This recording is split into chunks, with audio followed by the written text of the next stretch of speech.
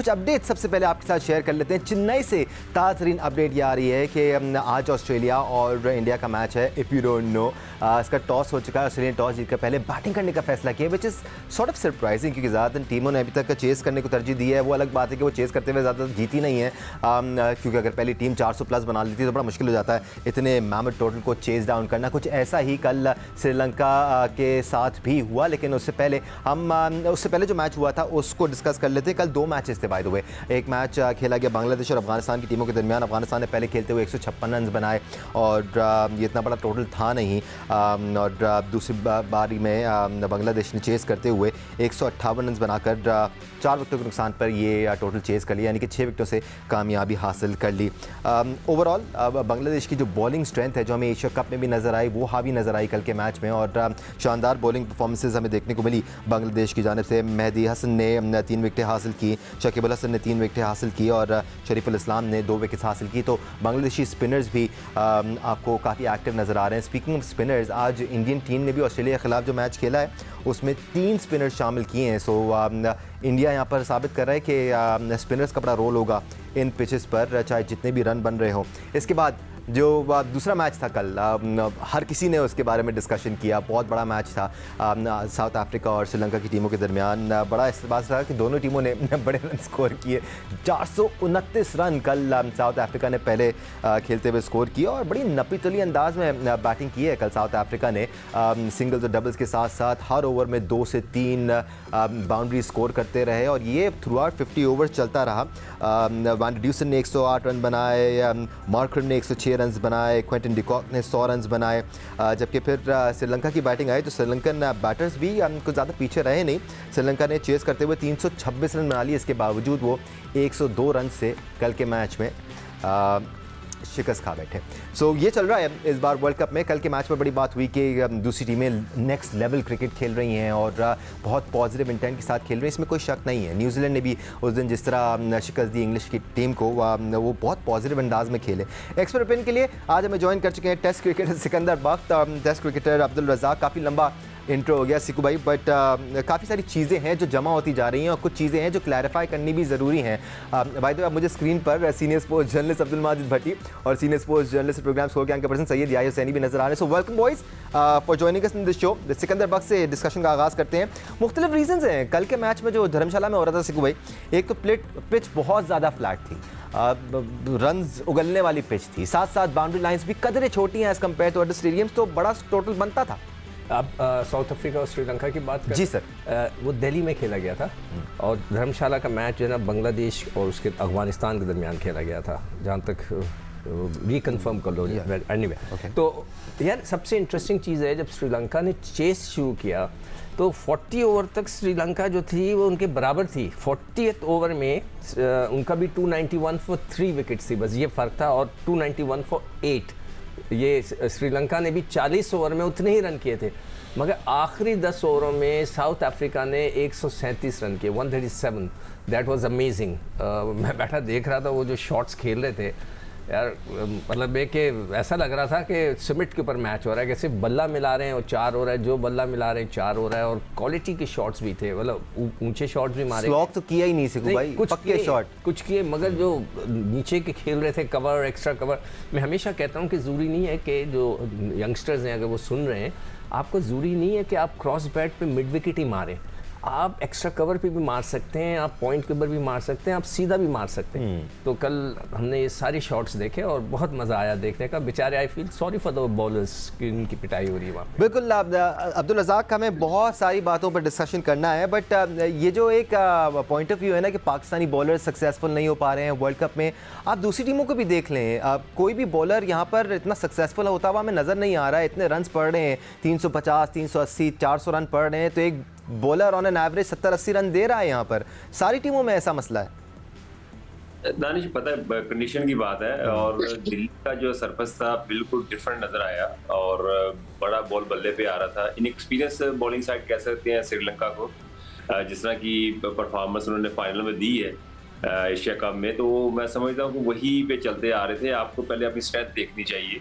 अगर आपके पास bowling lineup अच्छी नहीं है तो आपको चाहिए कि कंडीशन के मुताबिक डिसीजन ले। अब देखें कोई टीमें टॉस जीत के पहले बॉलिंग प्रेफर कर रही है, उसमें कामयाब हो रही, जैसे न्यूजीलैंड ने किया। अब जो मोमेंटम बना हुआ है उसमें ऑस्ट्रेलिया ने टॉस जीत के पहले बैटिंग की, शायद उसने देख लिया कि जैसे साउथ अफ्रीका ने स्कोर किया है 430 तो वो भी इसी इंटेंट से जा रहे होंगे। पर ये पिच पे बहुत डिपेंड करता है। कुछ पिचेस ऐसी होती हैं जहाँ पे बॉल आपके बल्ले पे आ रहा होता है, जैसे कि साउथ अफ्रीका को मिली। मुझे ऐसे लग रहा था जैसे एक मैच जो है ना साउथ अफ्रीका में हो रहा है, ये इंडिया मैच नहीं हो रहा, ये ऐसा नजर आ रहा था। बाउंड्री भी छोटी थी, पिच भी बड़ा अच्छा था। तो ये सारा कंडीशन पे डिपेंड करता है, और इस तरह की कंडीशन साउथ अफ्रीका को हर ग्राउंड में नहीं मिलेगी। मुझे लग रहा है सिर्फ दिल्ली में ही ऐसा ही सरफस है जहाँ पे ज्यादा रन हो सकते हैं शॉर्ट बाउंड्री। या ये बात हम उस दिन भी कर रहे थे कि इन तमाम क्रिकेटर्स ने इतनी क्रिकेट खेल ली है इंडिया में, एक अरसे से इंडिया में खेलते आ रहे हैं। उस दिन अफगानिस्तान के कैप्टन भी कह रहे थे कि इंडिया हमारा होम है, हमने यहाँ पे बहुत क्रिकेट खेली है। उन्होंने पाकिस्तान भी बहुत क्रिकेट खेली है, पाकिस्तान भी उनका होम है, home away from home. But south Africa की बात करें, ऑस्ट्रेलिया की बात करें, न्यूजीलैंड की बात करें, इनके क्रिकेटर्स इतनी क्रिकेट यहाँ पर खेलते हैं कि उनको बहुत चीज़ से अंदाज़ा है कि T20 में कितने रन बनते हैं, 50 ओवर क्रिकेट में कितने रन बनने चाहिए, पिचेस किस तरह रिएक्ट करती हैं, और वो इन चीज़ों को यूटिलाइज कर रहे हैं। दानिश, आपने वजह फरमाया, लेकिन अगर आप ये बात कर रहे हैं कि साउथ अफ्रीका के क्रिकेटर या बाकी टीमों के क्रिकेटर्स इंडिया में IPL खेलते हैं और उनको कंडीशन से अवेयरनेस है, तो ये परफॉर्मेंस मैं उसकी मरहून मन्नत नहीं समझता। बिल्कुल सही। कल 2 मैच हुए और दोनों बड़े डिफरेंट मैच थे। धर्मशाला में जो मैच हुआ, credit goes to Shakibul Hasan.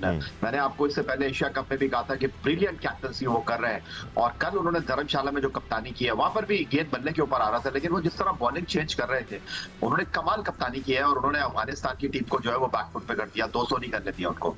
लेकिन कल जो फिरोज शाह कोटला की आप बात कर रहे हैं कि जनूबी अफ्रीका और श्रीलंका का जो मैच हुआ है, दानिश 99 का स्ट्राइक रेट है एडम मार्करम का, और एडम मार्करम जो है अब वनडे क्रिकेट में जनूबी अफ्रीका के लिए लाजिम और मलज़ूम बन गए हैं।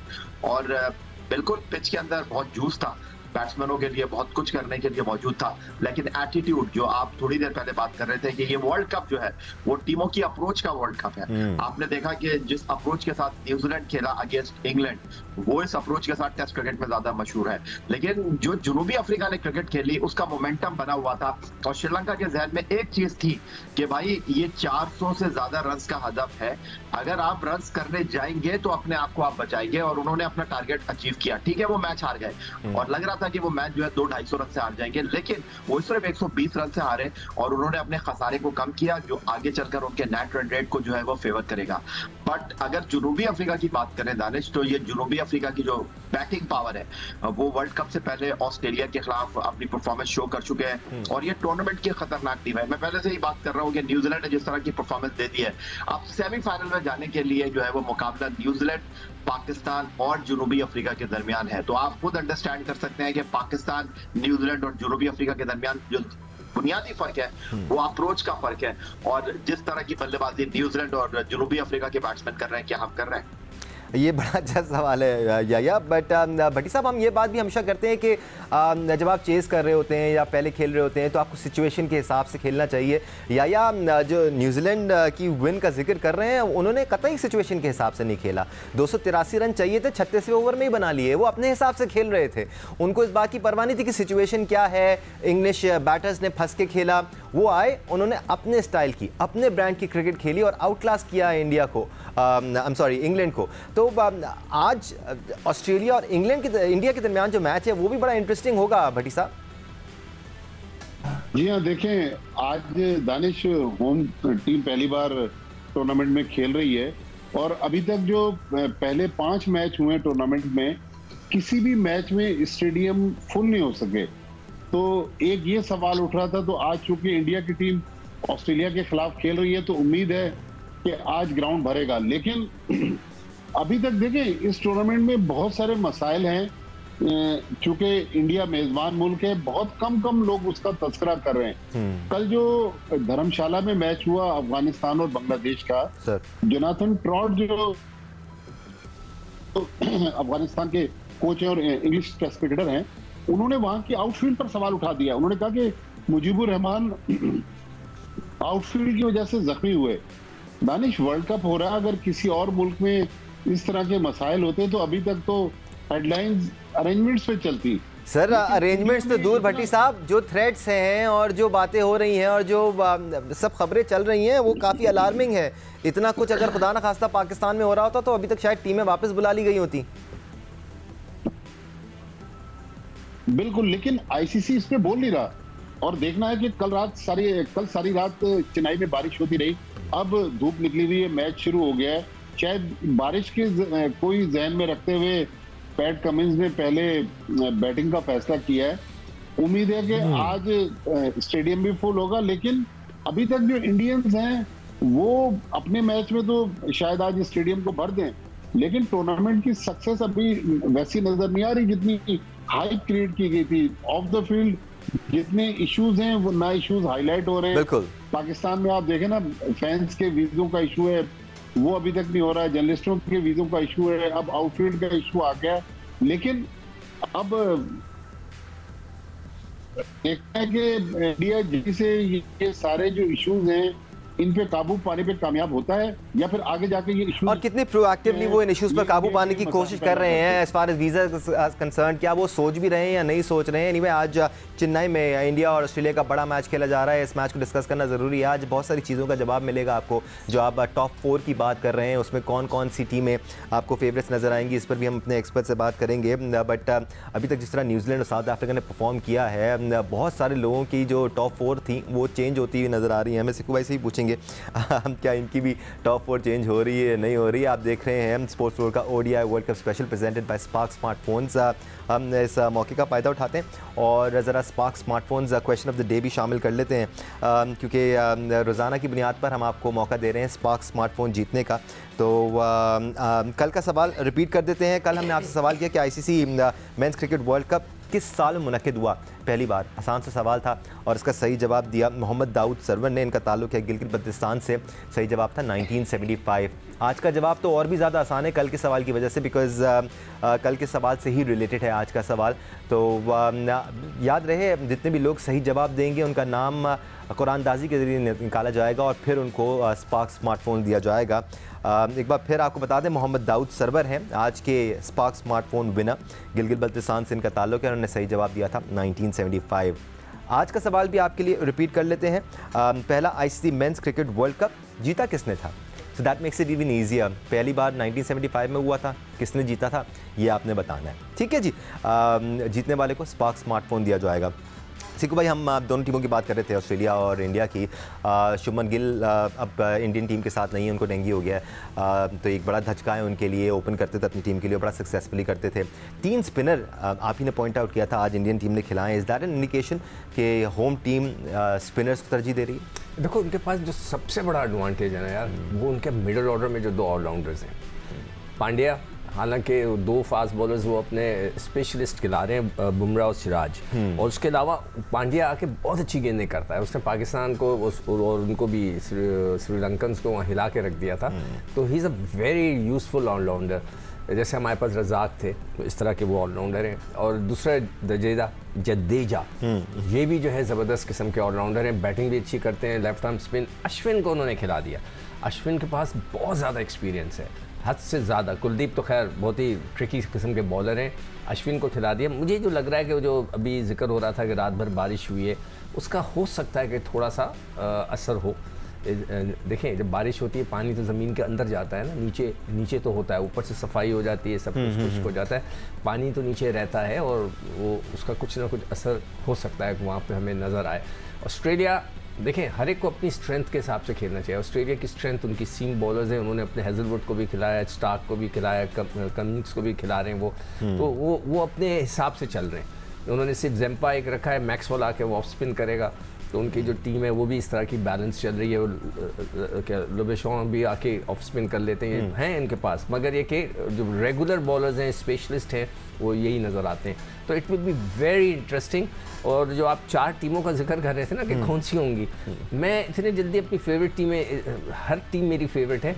4 मैचों के बाद हमें जो ना इसकी शक्ल नज़र आनी। और इस टूर्नामेंट का फॉर्मेट भी ऐसा नहीं है कि आप बहुत आसानी से 4 टीमें प्रिडिक्ट कर दें, क्योंकि हर टीम ने हर टीम के खिलाफ खेलना है, तो बहुत कंसिस्टेंट होना पड़ेगा आपको सेमीफाइनल स्टेजेस में जाने के लिए। अब्दुल रज़ाक, ये जो हम स्पिनर्स की बात कर रहे हैं या पेसर्स की बात कर रहे हैं, क्या इससे अफेक्ट पड़ रहा है स्कोर्स पर, या फिर आप समझते हैं कि इतनी ज़्यादा बैटिंग ट्रैक्स हैं कि उन पर स्कोर लगेंगे ही लगेंगे? फिर पाकिस्तान टीम की भी बात हुई कि पाकिस्तान टीम इतनी ज़्यादा स्कोर नहीं कर रही है, हर पिच तो एक तरह की नहीं है इंडियन ग्राउंड्स में, किसी पिच पर बॉल फंसता है, किसी पिच पर बहुत आसानी से आता है, जैसे कल आ रहा था।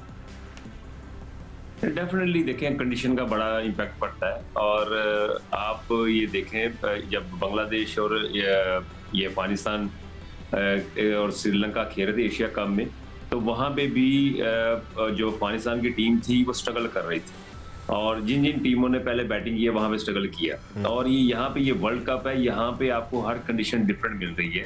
हालांकि मैं समझता था कि आईसीसी इस पे बड़ा गौर व फिक्र करेगी कि हर ग्राउंड का पिच का जो स्टैंडर्ड है वो सेम होना चाहिए। यहाँ पे जरा डिफरेंट चीजें नजर आ रही है।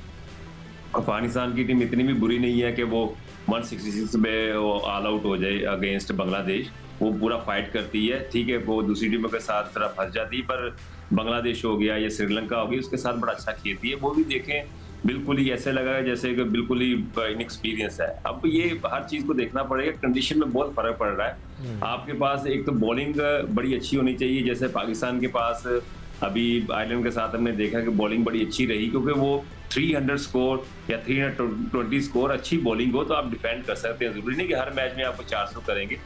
ये बस ये एक मैच था, वो हो गया।